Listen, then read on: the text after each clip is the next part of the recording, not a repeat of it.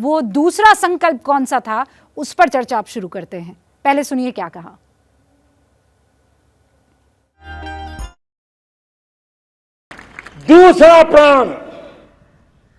दूसरा प्राण है किसी भी कोने में, हमारे मन के भीतर, हमारे आदतों के भीतर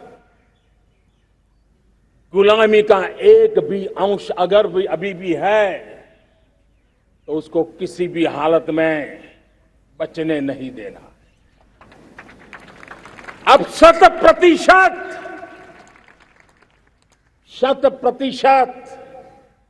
सैकड़ों साल की गुलामी ने जहां हमें जकड़ कर रखा है, हमारे मनोभाव को बांध करके रखा हुआ है, हमारी सोच में विकृतियां पैदा करके रखी है, हमें गुलामी की छोटी सी छोटी चीज भी कहीं नजर आती है, हमारे भीतर नजर आती है, हमारे आसपास नजर आती है, हमें उससे मुक्ति पानी ही होगी।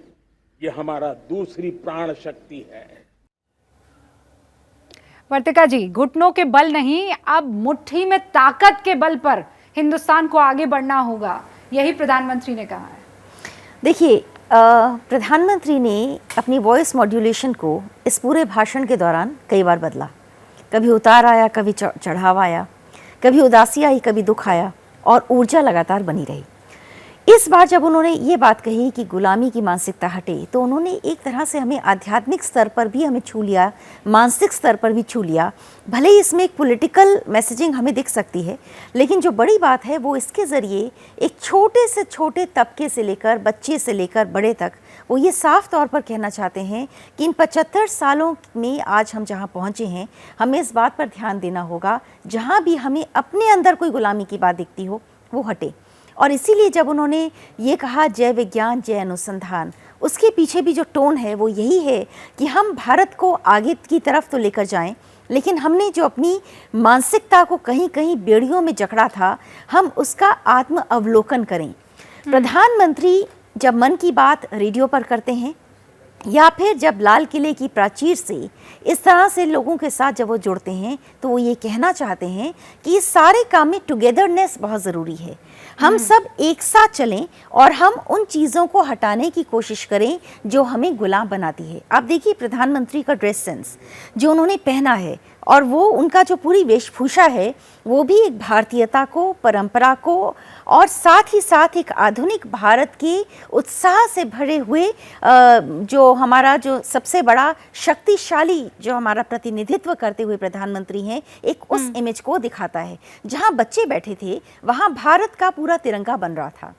जहाँ हमने डिजिटल एलिफेंट देखा, वो भी एक वैज्ञानिक और एक मॉडर्न हिंदुस्तान का चेहरा दिखा रहा है। तो आप ये देखिए कि आज जो भाषण हुआ है उसके पूरे की पूरा हर हिस्सा हमें आधुनिक भारत, पारंपरिक भारत, भारत की संस्कृति और भारत को कहाँ हमें बदलकर भविष्य के लेंस की तरफ वो ले जाते हुए एक बड़े प्रभावशाली तरीके से उन्होंने हम सबको एक होमवर्क भी दिया। सही कह रही हैं आप। 25 साल के लिए कई होमवर्क उन्होंने दे दिए। ये वो तो हिंदुस्तान कमाल के उन्होंने टीचर सामने हैं। रखा है। हाँ, मतलब ये उन्होंने शानदार काम किया कि जड़ों को और मजबूत करते गए। परंपरा हो हमारी या हमारे पुरखों की देन हो हमें, लेकिन ऊंचाई नहीं छोड़नी है, वो भी, उसे भी छूते चले जाना है। जो तीसरा संकल्प जिसका आपने बस जिक्र किया ही है, एकता और एकजुटता, उस पर उन्होंने क्या कहा है वो सुनते हैं और उसके बाद दीपक पुरा जी आपसे बात।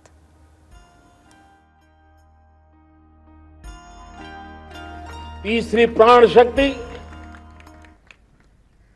हमें हमारी विरासत पर गर्व होना चाहिए। हमारी विरासत के प्रति, क्योंकि यही विरासत है जिसने कभी भारत को स्वर्णिम काल दिया था, और यही विरासत है जो समय को अनुकूल परिवर्तन करने की आदत रखती है। यही विरासत है जो काल बाह्य छोड़ती रही है, नित्य नूतन स्वीकारती रही है। और इसलिए इस विरासत के प्रति हमें गर्व होना चाहिए। हाँ, दरअसल वो जो तीसरा पॉइंट है वो विरासत पर फख्र है। ये वर्तिका जी आप कह रही थी ना, एक टीचर की तरह उन्होंने होमवर्क दिया, उस होमवर्क में पॉइंट याद करते करते अभी टाइम लगेगा, लेकिन 25 साल है हमारे पास। दीपक जी, आपके पास 25 साल है, मेरा तो निर्माण भारत में 1951 में हुआ था। मेरे पास 25 साल नहीं है। लेकिन जब मैं फ्रांस में पढ़ता था, आपको लंबी उम्र दे सर। हाँ शुक्रिया। फ्रांस में पढ़ता था यूनिवर्सिटी ऑफ सॉर्बोन, तो हम विक्टर ह्यूगो के बारे में बहुत पढ़ते थे। उन्होंने एक अहम बात कही थी कि no power on earth can stop an idea whose time has come. दुनिया की कोई ताकत नहीं है जो एक आइडिया को रोक सके जिसका समय आ गया है। उस आइडिया का समय आज आ गया है। मैडम, अफ्रीका के 3 देशों में मैं काम करता हूं, तो वहां उबुंटू फिलॉसफी, इसका मतलब है कि अगर आपने तेज़ जाना है तो अकेले जाइए, लेकिन अगर आपने दूर जाना है तो साथ चलिए। यही पीएम साहब आज जिक्र कर रहे थे, we go together we will go far. और मेरा ख्याल ये जो होमवर्क उन्होंने दिया है, ये मानसिकता बदलने की बात जो उन्होंने कही है, ये एजुकेशन के ज़रिए आएगी। एक छोटा सा फिगर है जो आप तो जानती हैं मुझसे बेहतर। अमेरिका की आबादी इस समय 33 करोड़ है, भारत में तो 34 करोड़ विद्यार्थी हैं। ये नीति आयोग के फिगर्स हैं। 51% हमारी बेटियां हैं। तो पढ़ाई के साथ, एजुकेशन के साथ ये मानसिकता भी बदलेगी। सेल्फ कॉन्फिडेंस आना चाहिए।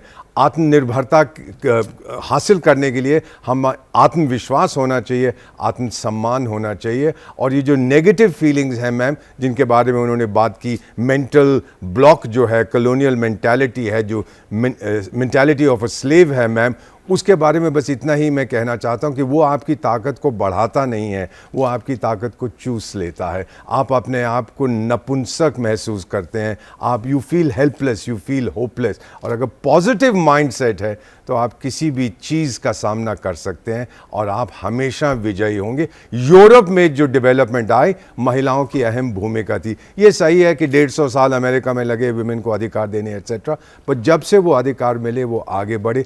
चेयरमैन माओ ने तो कहा था ना, और उसके बारे में एक मूवमेंट भी चली थी कि women hold up half the sky. यही संदेश पीएम ने दिया है। मानसिकता बदलनी चाहिए। और एक हमारे किसी ने इस महात्मा से पूछा था कि मैं दुनिया को कैसे बदलूं, उन्होंने कहा अपने आप से शुरू करो। नाम था मोहनदास करमचंद गांधी। अरे वाह, कैसे बदलना है? खुद से बदलना है। पहले चैरिटी बिगिंस एट होम जैसा कहते हैं।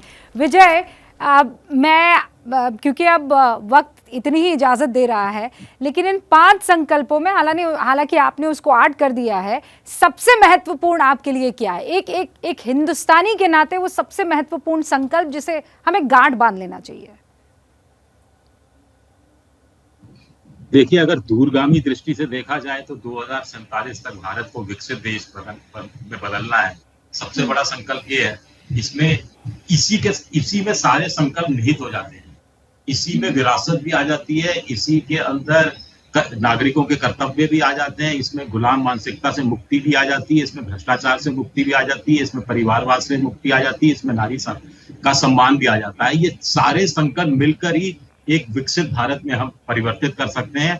लेकिन इसके लिए मौके, अवसर, नेतृत्व सरकार को देना है और नागरिकों को अपना फर्ज निभाते चलना है। ये बड़ी बात मुझे लगता है जो प्रधानमंत्री ने कही कि हर खेत तक पानी पहुंचाएंगे, पानी आप बचा देना। हर घर तक बिजली पहुंचाएंगे, बिजली आप बचा देना। मुफ्त पानी, मुफ्त बिजली की बात नहीं हुई। चलिए हाँ, वो इस पर पहले ही हमला कर चुके थे कि ये मुफ्त जो है वो हमें ये दीमक की तरह हमारे हिंदुस्तान को खा जाएगा। जैसे ही घड़ी का काटा दोपहर 2:30 पे आए, बबीता जी का दिल सास बहू साजिश के लिए मचल जाए। और ये है इनकी बहू, पूरे दिन ऑफिस की टेंशन हो जाए गॉन जब ये करें अपना फेवरेट शो फ्री टाइम पे ऑन। इनकी तरह आप भी देखिए अपना फेवरेट शो अपने टाइम पर और डाउनलोड कीजिए एबीपी लाइव ऐप अपने स्मार्ट टीवी पर।